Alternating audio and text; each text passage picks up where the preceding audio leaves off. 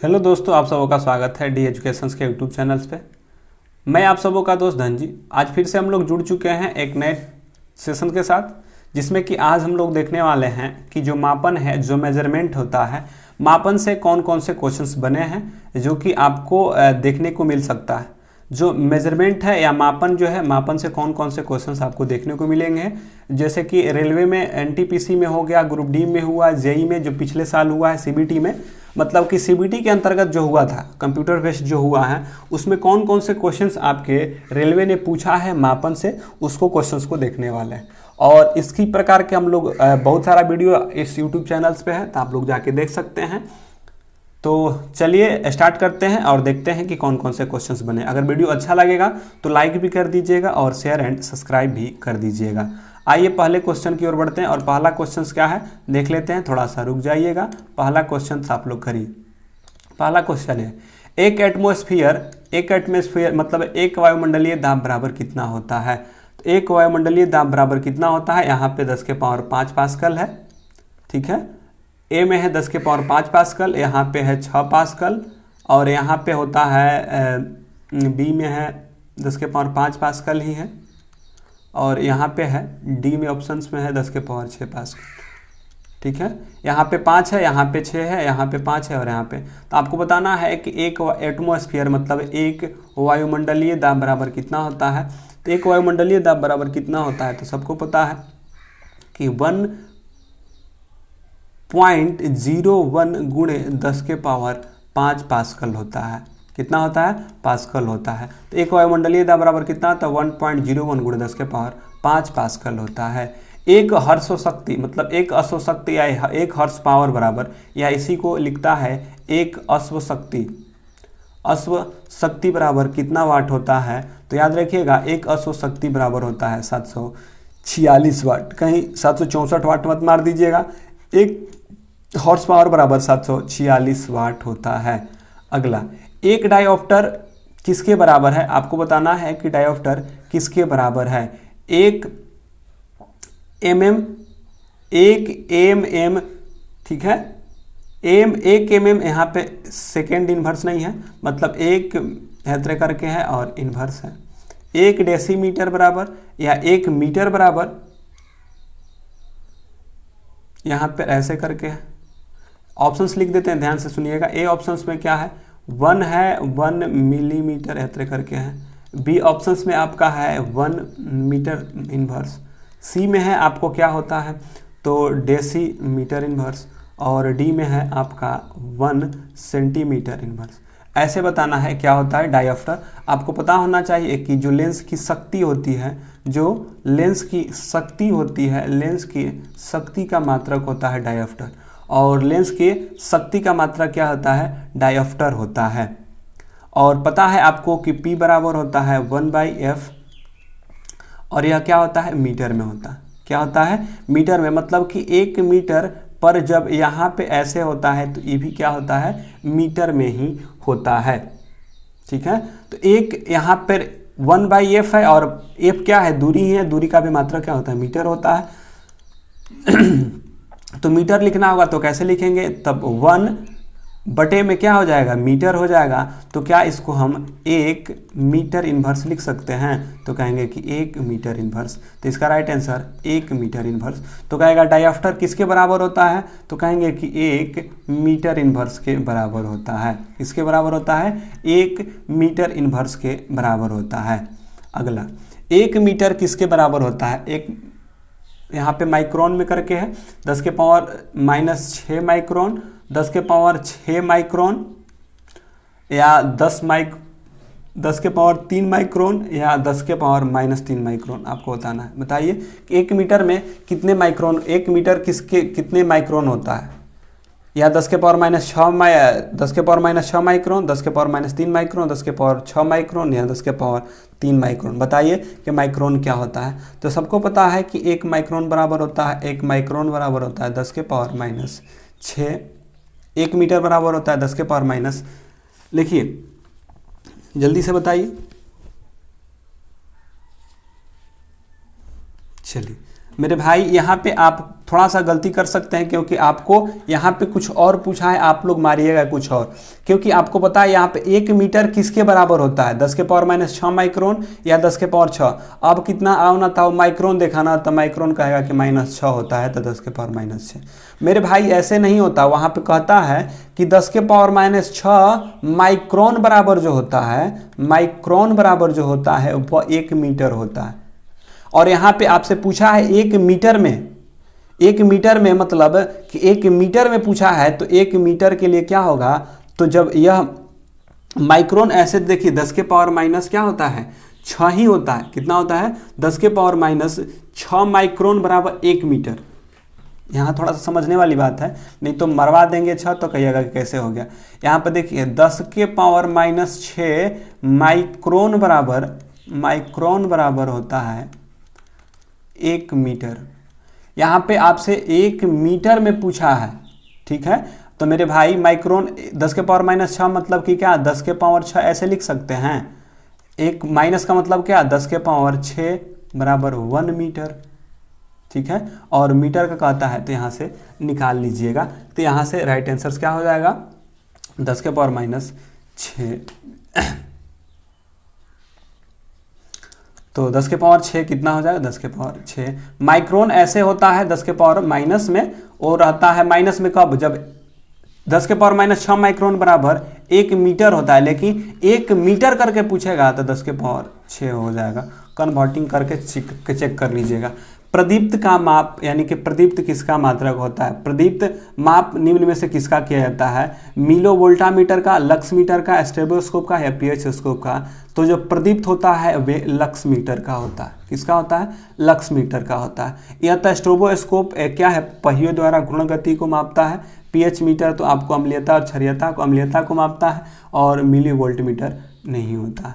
1 kilowatt घंटा, 1 kilowatt मतलब 1 kilowatt कितना होता है, तो मेरे भाई 1 किलोवाट बराबर होता है आपको कितना होता है 1000 जूल पर सेकेंड या 1000 जूल सेकेंड, या तो आपको पता है कि 1 किलोवाट बराबर होता है 1000 वाट। और यहाँ पे जूल सेकेंड इन्वर्स ऐसे करके है, यहाँ पे जूल सेकेंड है ऐसे करके। तो आपको पता है कि 1 किलोवाट घंटा बराबर होता है 1000 वाट, और वाट को हम क्या लिख सकते हैं तो जूल पर सेकंड लिख सकते हैं। तो इसका क्या होगा 1000 जूल पर सेकंड या सेकंड के इन्वर्स कह सकते हैं। तो 1 किलोवाट बराबर 1000। अगला 1 किलोवाट में कितना शक्ति होता है, मतलब 1 किलोवाट में कितना शक्ति कितने के बराबर होता है, डैश डैश 1 किलोवाट शक्ति किसके बराबर होता है। तो आपको पता है 1 किलोवाट बराबर कितना होता है 1000 वाट, या इसी को हम लिखते हैं 1000 जूल पर सेकेंड। तो यहाँ पे 1000 वाट है तो यहाँ पे 1000 वाट बना लेंगे। अगला इतना को किलोवाट घंटा में बदलना है कि बताइए कि इतना कितना होता है, बताइए कितना होता है 5.5। और आप याद रखिएगा कि जो होता है आप यहाँ से चेंज कर सकते हैं, पहले यहाँ से चेंज करिए। देखिए यहाँ से जब आप चेंज करिएगा जूल में बदलने के लिए बोल रहा है, ठीक है।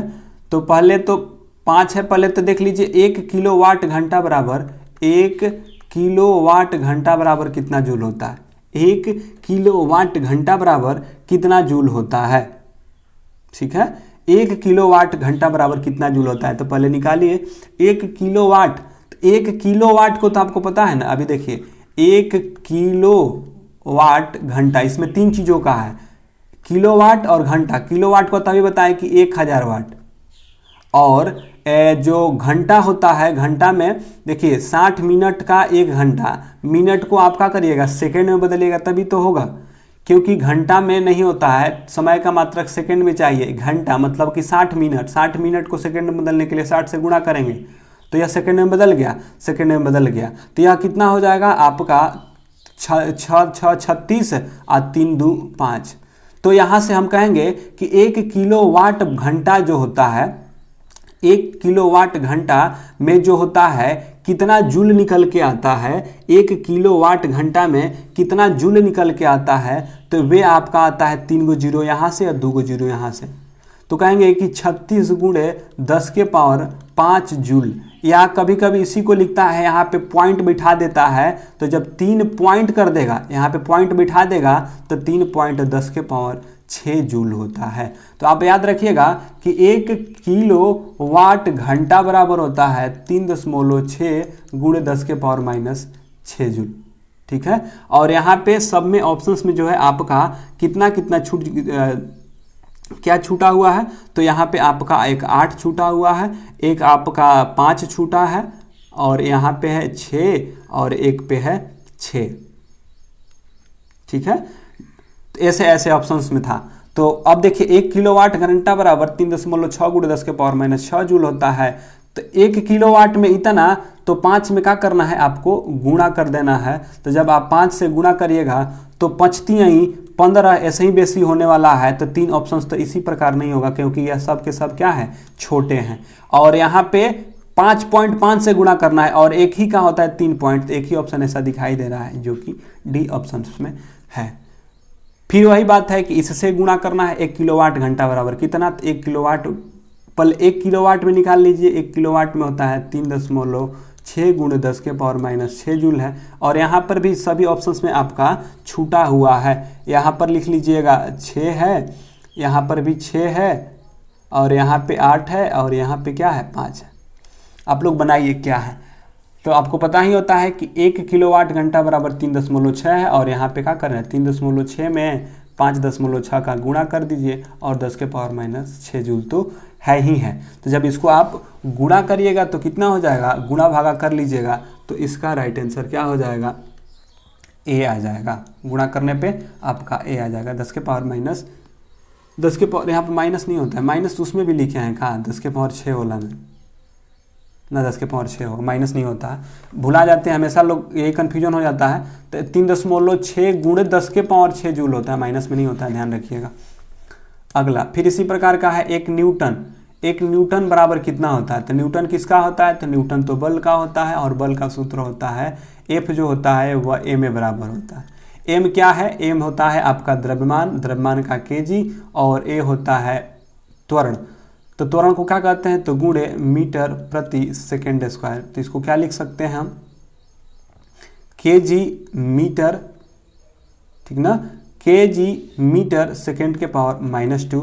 और यहाँ पे एक में ऑप्शन से बना लीजिएगा, यहाँ पे सब में छूटा हुआ है, क्योंकि यह सब टाइपिंग एरर होता है। टाइपिंग में क्या होता है, जब एरर होता है तो यहाँ पर एक ऑप्शन में लिख लीजिएगा जो बी ऑप्शन में है, यहाँ पे ए नहीं है, -2 है।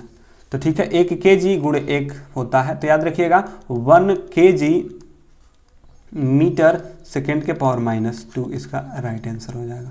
अगला फिर उसी प्रकार से 4 दशमलव इतना में है, और यहाँ पर भी ऑप्शंस में लिख लीजिएगा, सब में छूट गया है, कितना है, तो यहाँ पर भी 1 में 6 है, एक में 6 है, एक में 6 है, एक में 8 है, एक में कितना है, एक में 8 है, एक में 3 है, ऐसे करके। तो आपको तो यह निकालना बताइए दिए हैं कि बस कुछ नहीं करना है। 4.6 में 3.6 से गुणा करके 10 के पावर 6 जूल से कर दीजिएगा, तो जो आएगा वह आंसर हो जाएगा। तो ये सारे के सारे 1 न्यूटन में, फिर वही बात है 1 न्यूटन में कितना होता है, तो यहाँ पे सेकेंड इन्वर्स कर लीजिएगा।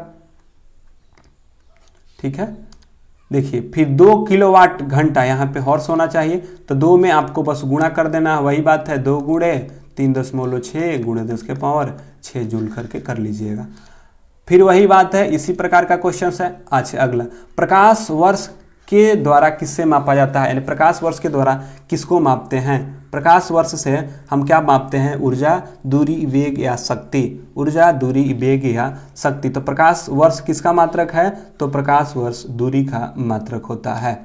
अगला 1 नैनोमीटर में 1 नैनोमीटर कितना होता है, यहाँ पे सब में छूटा हुआ है 1 के पावर, ठीक ना, 1 के पावर 10, 1 नैनो क्या है, आपसे 1 नैनोमीटर पूछा है ना, तो 1 के पावर यहाँ पे 10 के पावर -8 है, एक में 10 के पावर -9 है, और एक पर है 10 के पावर 8, एक पे है 10 के पावर 9। और 1 नैनोमीटर में पूछा है, तो 1 नैनोमीटर में कितना होता है, बताइए कि 1 नैनोमीटर में कितना होता है, 1 नैनोमीटर में कितना होता है। तो आपको पता है कि 10 के पावर 10 के पावर -9 तो होता है नैनोमीटर बराबर 1 मीटर होता है। तो 10 के पावर -9 नैनोमीटर को क्या कहते हैं, मीटर में कहते हैं। तो जब आप इसको चेंज करिएगा तो कितना हो जाएगा, बटा में है, क्योंकि 10 के पावर -9 में होता है आपके नैनोमीटर, लेकिन यह बटा में करके है तो माइनस है, तो क्या हो जाएगा, प्लस में हो जाएगा। ये आंसर हो जाएगा। अगला, 1 कूलाम सेकेंड किसका है आपको बताना है, और यहाँ पे कूलाम किसका है, तो आवेश का मात्रक है। आवेश को Q कहते हैं और समय किसका है, T का है। तो यह किसका है, Q/T। तो आपको पता है ना कि I बराबर होता है Q/T। क्या होता है, I बराबर Q/T, क्योंकि Q बराबर होता है IT, तो हमको I निकालना होगा तो Q/T लिख सकते हैं, तो लिख सकते हैं। तो I किसका है, I का होता है विद्युत धारा। विद्युत धारा का मात्रक क्या होता है, एम्पियर भी होता है, तो उसका क्या होगा, 1 एम्पियर। तो 1 एम्पियर कहिए या 1 कूलाम पर सेकेंड कहिए, दोनों के दोनों मात्रक क्या होंगे, समान होते हैं। अगला, 1 पिकोमीटर में कितना होता है, 1 पिकोमीटर में कितना होता है, तो 10 के पावर -12 मीटर होता है।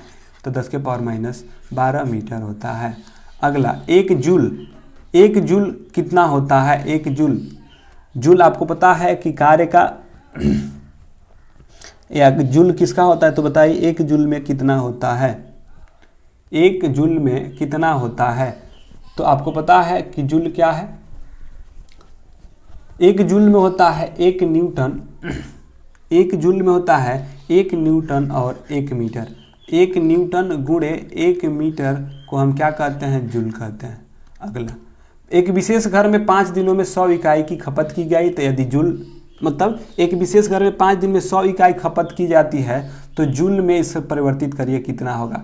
देखिए, एक घर है 5 दिन में 100 इकाई, मतलब कि 5 दिन में 100 यूनिट का उपयोग कर लिया है, 100 इकाई का उपयोग कर लिया है। और 100 इकाई मतलब कि कितना,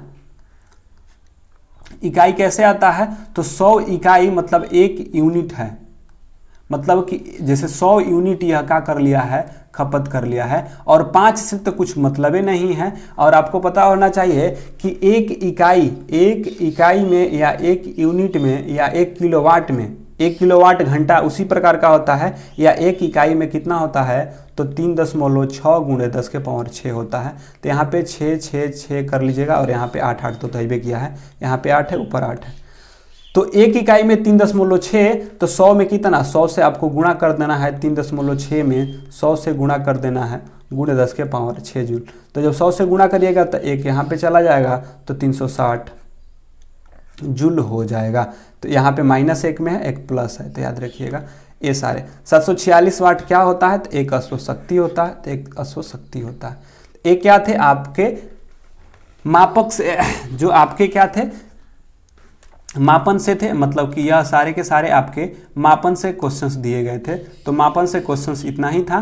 तो मापन से क्वेश्चंस हम लोग देख चुके हैं। तो मापन से क्या क्या क्वेश्चंस बना है, तो ये सारे के सारे आपके मापन से क्वेश्चंस बने हैं। अब हम लोग देखेंगे अगले किसी क्लासों में कुछ और क्वेश्चन से। तो यह क्या है, मापन से हो गया। अगर वीडियो आपको अच्छी लगी हो तो लाइक कर दीजिएगा और शेयर एंड सब्सक्राइब भी कर लीजिएगा। तो चलिए फिर मिलते हैं किसी और वीडियो के साथ, तब तक के लिए धन्यवाद।